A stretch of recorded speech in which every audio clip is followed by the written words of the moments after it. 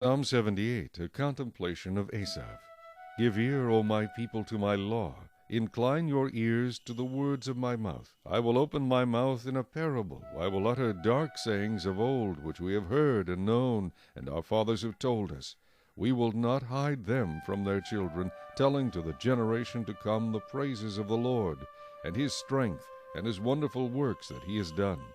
For he established a testimony in Jacob, and appointed a law in Israel, which he commanded our fathers, that they should make them known to their children, that the generation to come might know them, the children who would be born, that they may arise and declare them to their children, that they may set their hope in God, and not forget the works of God, but keep his commandments, and may not be like their fathers, a stubborn and rebellious generation, a generation that did not set its heart aright, and whose spirit was not faithful to God. The children of Ephraim, being armed and carrying bows, turned back in the day of battle. They did not keep the covenant of God. They refused to walk in his law, and forgot his works and his wonders that he had shown them. Marvelous things he did in the sight of their fathers, in the land of Egypt and the field of Zoan. He divided the sea and caused them to pass through, and he made the waters stand up like a heap. In the daytime also he led them with a cloud, and all the night with a light of fire. He split the rocks in the wilderness, and gave them drink in abundance like the depths. He also brought streams out of the rock, and caused waters to run down like rivers. But they sinned even more against him by rebelling against the Most High in the wilderness, and they tested God in their heart by asking for the food of their fancy. Yes, they spoke against God. They said, Can God prepare a table in the wilderness? Behold, he struck the rock so that the waters gushed out, and the streams overflowed. Can he give bread also? Can he provide meat for his people? Therefore the Lord heard this, and was furious. So a fire was kindled against Jacob, and anger also came up against Israel, because they did not believe in God, and did not trust in his salvation. Yet he had commanded the clouds above, and opened the doors of heaven, had rained down manna on them to eat, and given them of the bread of heaven. Men ate angels' food. He sent them food to the full. He caused an east wind to blow in the heavens, and by his power he brought in the south wind. He also rained meat on them like the dust, feathered fowl like the sand of the seas. And he let them fall in the midst of their camp, all around their dwellings. So they ate and were well filled. For he gave them their own desire. They were not deprived of their craving, but while their food was still in their mouths, the wrath of God came against them, and slew the stoutest of them, and struck down the choice men of Israel. In spite of this they still sinned, and did not believe in his wondrous works. Therefore their days he consumed in futility, and their years in fear.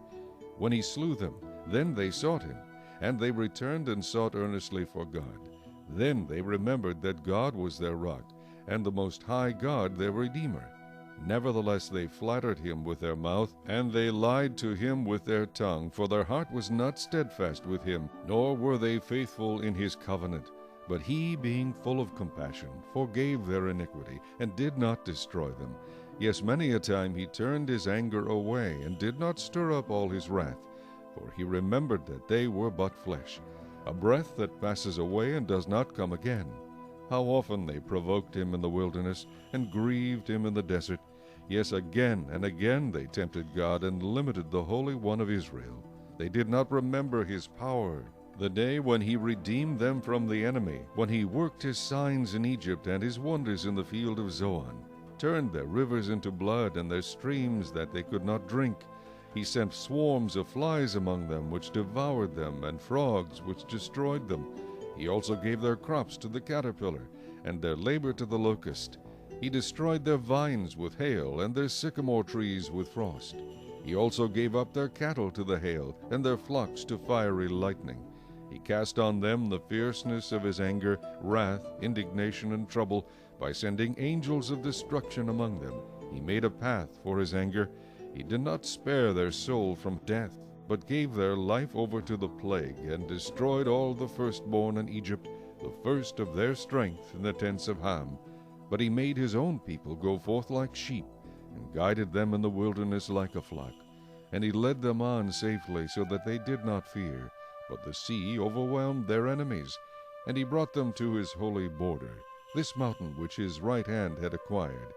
He also drove out the nations before them, allotted them an inheritance by survey, and made the tribes of Israel dwell in their tents. Yet they tested and provoked the Most High God, and did not keep his testimonies, but turned back and acted unfaithfully, like their fathers.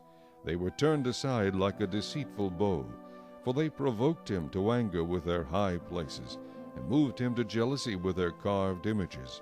When God heard this, he was furious, and greatly abhorred Israel, so that he forsook the tabernacle of Shiloh, the tent he had placed among men, and delivered his strength into captivity, and his glory into the enemy's hand.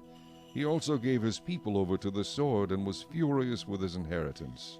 The fire consumed their young men, and their maidens were not given in marriage. Their priests fell by the sword, and their widows made no lamentation.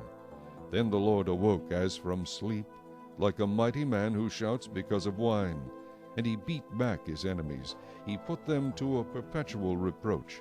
Moreover, he rejected the tent of Joseph, and did not choose the tribe of Ephraim, but chose the tribe of Judah, Mount Zion, which he loved. And he built his sanctuary like the heights, like the earth which he has established forever. He also chose David his servant, and took him from the sheepfolds. From following the ewes that had young he brought him, to shepherd Jacob his people, and Israel his inheritance. So he shepherded them according to the integrity of his heart, and guided them by the skillfulness of his hands. Psalm